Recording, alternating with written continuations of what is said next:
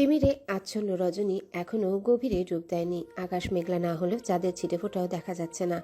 দু এক গোছা তারকারাজি ক্ষণে ক্ষণে পিটপিট করছে। ধরণীর বুকে গম্ভীর গুমট ভাব, পবনের দেখা মেলা ভার। গাছের পাতার নড়চড় দেখা যাচ্ছে না। বাদুরের দল ডানা ঝাপটায়, কুকুরের দল ঘেউ ঘেউ করছে এক নাগাড়ে। বিরক্তিকর সেই সুর। রাতে শুনশান নীরবতায় ঝিঝি পোকার বিরতিহীন সুর। দেয়ালে ঘড়ির টিকটিক শব্দ। পাতা বিছানায় শুয়ে উসখুস করছে। ঘুম আসছে না তার, যার ফলে ক্ষীণ থেকে ক্ষীণ শব্দ বিরক্ত লাগছে পাতার কাছে। পাতা চোখ বুজে শুয়ে থাকে, ঘুম ধরা দেয় না। চোখ মেলে রাখলেও অন্ধকারে গা ছমছম করে ওঠে। তার উপর মাথার কাছটায় জানালাটা খোলা। ছোট বিছানা পাতার, একজন ভালোভাবে হাত পা ছড়িয়ে ঘুমাতে পারে। দুজনেও সমস্যা হয় না, মানিয়ে নেওয়া যায়। সেই বিছানায় আজ তিনজন ঘুমিয়ে অনেকটা চাপাচাপি করে শুয়েছেন তিনজন। সে ভোর, দুই পাশে, মাঝখানে অরুণ সরকার। লোক ভাই অবশ্য বলেছিল ভোরকে তার সাথে রাখবে, সে ভোর আর লাবিব থাকবে। লোকটা গম্ভীর মুখে তৎক্ষণাৎ মানা করে দেয়। সাথে পাতার দিকে চায় শান্ত দৃষ্টিতে। লোকটা হয়তো ভেবেছিল পাতায় অন্যত্র রাখার জন্য পায়তারা করছে, কিন্তু এমনটা মোটেও না। চাপাচাপিতে পাতার ঘুমের অসুবিধা হচ্ছে না। তার উসকুস অস্থিরতার কারণ ভ্যাপসা গরম। তার সাথে কারেন্ট মামা ভ্যাকেশনে গেছে। এই কয়েকদিন এসিতে থেকে বড়লোকি ভাব এসে গেছে পাতু। চার্জার ফ্যান ঘুরছে, এতেও গরম লাগছে। এখন লাগলে কি আর করার। পাতা পাশ ফিরে কাত হয়ে শয়। লোকটা নিশ্চিন্তে ঘুমাচ্ছে, চিত হয়ে এক হাত পেটের উপর রেখে, অপর হাতের উপর ভোর মাথা রেখে ঘুমিয়ে। তার কি গরম লাগছে না? লাগবে না? সে তো কয়েকদিনে এসি যুক্ত কামরায় থেকেই সামান্য গরম সহ্য করতে পারছে না। আর লোকটা তো এসি ঘরে সারা জীবন কাটিয়েছে। ঘনঘটা অন্ধকারের মধ্যে জানালা দিয়ে আগত ক্ষীণ আবছা আলোয় পাতা হাত বাড়িয়ে অরুণের বলিষ্ঠ হাতের উপর রাখে। ভালো লাগে তার। ও মন বলে ঘুম আসবে। অরুণের হাতের উপর থেকে হাত সরিয়ে কোমরের একপাশে রেখে জড়িয়ে ধরে, সাথে একটা পাও তুলে দেয়, যেন একটা অরুণ সরকার নয়, পাতার ব্যক্তিগত কোলবালিশ। কিন্তু ব্যক্তিগত কোলবালিশ জড়িয়েও পাতার ঘুম ধরা দিল না। লোকটা ঘেমে একাকার। পাতা অরুণের উন্মুক্ত বুকে গলায় হাত রাখলো। ঘেমে চিপচিপে হয়ে আছে লোকটা। পাতা উঠে বসে, ফোনের ফ্ল্যাশলাইট জ্বালিয়ে ভোরকে দেখে। ছেলেটা টি শার্ট গায়ে জড়িয়ে ঘুমে আচ্ছন্ন, ঘেমে গায়ের সাথে লেপ্টে আছে। মুখশ্রীতেও বিন্দু বিন্দু ঘাম জমে আছে। পাতা ঘরময়, হাত পাকা খোঁজ করে পায় না। দরকারের সময় কোনো জিনিস হাতের নাগালে পাওয়া যায় না, অথচ সবসময় সেটা চোখের সামনেই থাকে। পাতা তার ড্রয়িং খাতা বের করে সেটা দিয়ে বাতাস করে বাবা ছেলেকে। বেশি সময় করতে হয় না, মিনিট পাঁচেক পরেই কারেন্ট চলে আসে। পাতা স্বস্তির শ্বাস ছাড়ল। লাইট জ্বালিয়ে বিছানায় হাঁটু ভাঁজ করে সেথায় থুতনি ঠেকিয়ে বসে রইল, নজর ঘুমন্ত অরুণের উপর। কখনো কখনো ভোর। ঘুম আসছে না। এখন সময় পার করার এর থেকে ভালো পন্থা হতেই পারে না। পাতা তার দিকে তাকিয়ে থাকে আর মুচকি মুচকি হেসে সুখে আচ্ছাদিত কল্পনার রাজ্যে ঘোরাফেরা করে। লোকটার ঘুমের ঘোরেও মুখের আদল গম্ভীর বানিয়ে রেখেছে, নাকটা শিকায় তুলে রেখেছে। পাতা দাঁত বের করে হাসে। না কুচু ম্যানারলেস লোক। বিড়বিড়িয়ে হাত টান করে অরুণের নাকটা টেনে দেয়। সাদাসিধে মনটা লোভী হয়। দাড়িযুক্ত গালে হাত বুলিয়ে টিপে দেয়। লোকটা সবসময় তার নাক গাল টেনে দেয়, আজ সেই দিল। পাতা হামি তোলে, চোখে ঘুমের আবির। অরুণের দিকে ঝুঁকে প্রথমবারের মতোই তার নাক উঁচু ম্যানারলেস লোকটার ললাটে মিষ্টি ভালোবাসার পরশ এঁকে দেয়।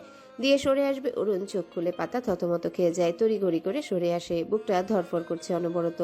কথা জড়িয়ে আসে, তবুও আমতা আমতা করে বলে, ওই ওই ওই মশা পড়েছিলাম। বলেই মনে মনে নিজের গালে একটা থাপ্পড় লাগায়। এটা কোনো এক্সকিউজেস হলো? এখন লোকটা যদি জিজ্ঞাসা করে চুমু দিয়ে মশাকে তাড়াচ্ছিলে? কিন্তু অরুণ কোনো প্রশ্ন করে না। পাতা যেন হাঁফ ছেড়ে বাঁচল। যাক বাবা, লোকটা ঘুমের ঘোরে হয়তো খেয়ালই করেনি। সে বিছানা থেকে নেমে লাইটের সুইচ অফ করে এসে বালিশে মাথা রাখে। অন্ধকারে পাশে তাকায়, কিন্তু কিছু দেখার সুযোগ পায় না। তড়িৎ বেগে অরুণ সরকার এক প্রকার হামলে পড়ে। পাতার গলার ভাঁজে মুখ গুজে চুমুর বর্ষণ শুরু করে। পরনের টপসের ভিতর হাত গুলিয়ে উদরে রাখে। সদ্য নতুন অনুভূতির সাথে পরিচিত পাতা শিউরে ওঠার সময় পায় না। মস্তিষ্ক কেমন অচল হয়ে যায়। ভয়ে উত্তেজনায় হাত পা শিথিল হয়ে আসে। হৃদস্পন্দন বেড়ে যায় অস্বাভাবিক গতিতে। পাতা ঢোক গিলে। এ কেমন অসহনীয় ভালো লাগার রেশ। অরুণ থেমে নেই। অগাধ উত্তেজনায় ঠাসা অরুণ সরকার বেপরোয়া বেগে হিংস্র গতিতে তার নিজের আধিপত্য বিস্তার করতে থাকে। হাতের নরম ছোঁয়া গভীরে ডুব দেয়, সাথে কঠোরতার রেশ। পাতা ছটফটিয়ে ওঠে। বলিষ্ঠ দেহটাকে সরাতে চায়, ব্যর্থ হয়। বরং বলিষ্ঠ দেহটা পিষে ফেলতে চায় ছোট নরম তনু। হাতটা যেন খেই হারিয়ে ফেলে। পাতা নিজ নরম হাতে বাধা দিলে তার হাত জোর দখল হয়ে যায়। পাতার ছটফটানি বেড়ে যায়, সাথে অরুণের বিস্তার। কিন্তু কপত যুগল খেয়ালহারা। বিছানার কিনারায় অবস্থান তাদের, সেটা বেমালুম ভুলে বসে। ফলাফলস্বরূপ ধপাস করে পড়ে ফ্লোরে গড়াগড়ি খায়। পাতা অতি মৃদুস্বরে চেঁচায়, কোমরটা তার আজ গেল। অরুণও বেশ ব্যথা পায় কনুই জোড়ায়, তবে আমলে নেয় না। উঠে ফ্লোরে বসে নরম গলায় পাতাকে শুধায়, আর ইউ ওকে? পাতা অরুণের দিকে চায়। লোকটা হাঁপাচ্ছে, নিঃশ্বাসের গতি অস্বাভাবিক, শালার জামায় অসভ্য। অরুণ আবার একই প্রশ্ন করে। পাতা ছলছল চোখে নাবোধক মাথা নাড়ে। অরুণ খানিকটা উদ্বেগ প্রকাশ করে জিজ্ঞাসা করে, ব্যথা পেয়েছো? কোথায় লেগেছে? পাতা কটমট করে চায়, শালার জামাই। লোকটার জন্যই তো সব হলো, অসভ্য লোক। অরুণ পাতাকে পাজাকুলা করে নিয়ে বিছানায় শুইয়ে দিল। পাতা চুপটি করে এপাশ ফিরে কাত হয়ে শয়। কিছু পল আগের মুহূর্ত চোখের পাতায় ভাসছে যেন।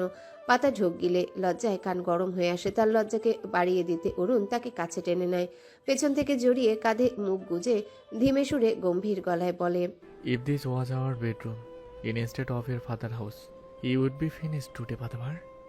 অসুখ শরীর নিয়ে তোমার কাজ করতে হইবে না। ওটো, ওখানে বসে থাইকো।